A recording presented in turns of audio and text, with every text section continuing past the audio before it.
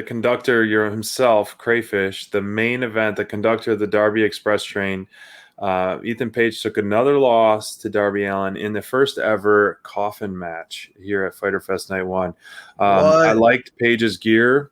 I thought that his gear was great, and we finally got Darby's typical entrance riding down on the skateboard. So it's nice to get back to the AEW normal that we were used to once they launched. And crowd was hot for definitely Darby Allin, but once again, the biggest heel of the night is the picture-in-picture, and it's one of those things. And it's usually Crayfish, but I think the heel of the night goes to picture-in-picture. I'm on team. I'm on picture-in-picture is welcome on Team Heel. It's not welcome on Babyface. I'll even cut a promo for Team Heel for picture-in-picture.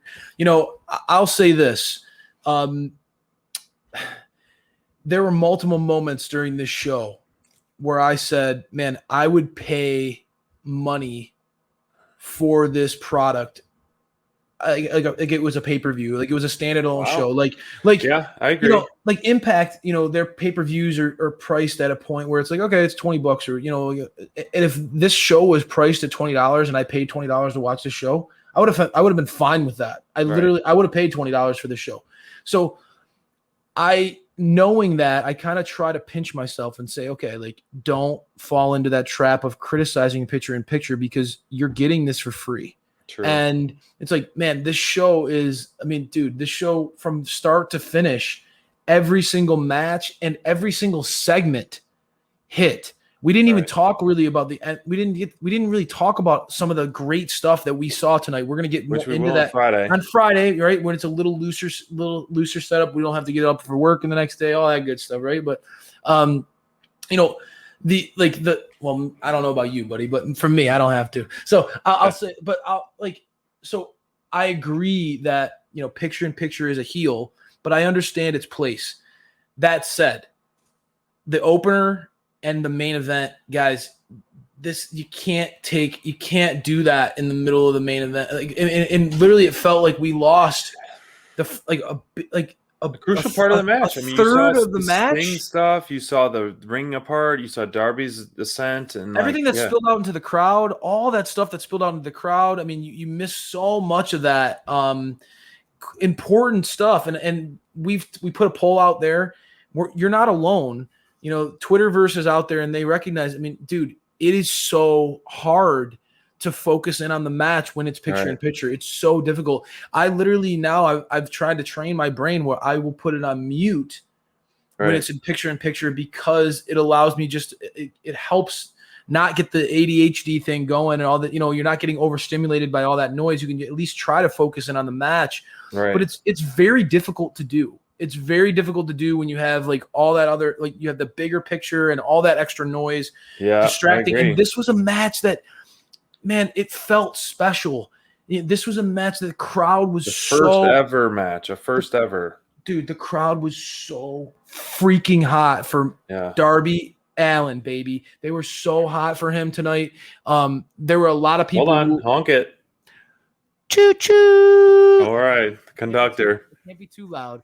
But this is, to me, like, if I was there at the arena, I would be screaming choo choo. I'd be, dude. I would have a train. People would be. I'm like going to the train whistle horns. We'd be strutting down the stairs, and there'd be people latched, like a human train. Conga line. The conga line. The Darby Express would be making its way through the arena after this one. This one was an absolute. Again, I want to see that at All Out. I can't describe to you. I'll make it happen. I'll make that happen. I can't explain to you how awesome it is to see such a character who has, through his own just relentless attitude, his just that never say die attitude, has established himself as one of the most compelling baby faces of this generation. He's not the biggest guy. He's not the strongest guy. He's not the fastest guy, bro. And one who takes the most abuse. He can't. Good grief. I mean, the guy is willing to put himself through anything to win, and it's such an endearing trait to have. It's like it's that ultimate, never say die attitude that so many of us can relate to, you know, getting up every day and going at it, even when it's hard, keep pushing. Darby Allin connects on that level. And to me, this match, the storytelling throughout was fantastic. You know, it was great to see Scorpio Sky and Stinger get involved. Of course, I think that was a cool surprise. that was a lot of fun. That was a lot of fun seeing those two Giving continue the people what they want. Sting shows up for a live audience. Of course, people are gonna, you know, pop big time. And I mean, like the two high spots were just cringe worthy. These guys, I mean, you know, Darby and some others, like they're not going to be able to walk when they're like 45 years old. I mean, to take an Ego's Edge onto the steps, off the top. Honestly, I don't even care if he would have done that coffin drop into the coffin. Like I would have been fine with him just celebrating, but he decides to do a coffin drop through. Clearly, if you look at this picture, that's solid wood right there on the edge. So that's two heavy hits on the back of his back. You're right. Man. No, there's no doubt, bro. I mean, that Ego's Edge off the ropes onto the steel steps, you know, painful. There was no give. There was no give. That looked like that hurt. The coffin drop off the top rope, through to the outside, through a coffin onto Ethan Page. What an emphatic, bro! You know, sometimes that's the thing. He's trying to send a message to you, SPD. Darby's trying to say, what do I got to do to make sure that you see what I'm doing here, man? This kid is willing to do whatever it takes for the fans. For the fans, it's a beautiful thing. This story was great. It seems like, even though it was an emphatic win by Darby here, right? It still doesn't feel like it's over to me. It still doesn't feel like it's over. I don't know. I mean, how does Ethan Page come back? Put the nail in the coffin. I know. Ethan Page, how does he come back from that? I don't know. It'll be intriguing. But I don't know, man. It feels like there's still more there. There's still something there. I don't want this story to end, I think is what it is. I think that, you know, Ethan Page, the intensity that he's been able to bring, this dude is really, it's fun to watch a guy who can flip on the charisma and get that cheesy grin and kind of get you eaten out of the palm of his hand just by being funny and charismatic.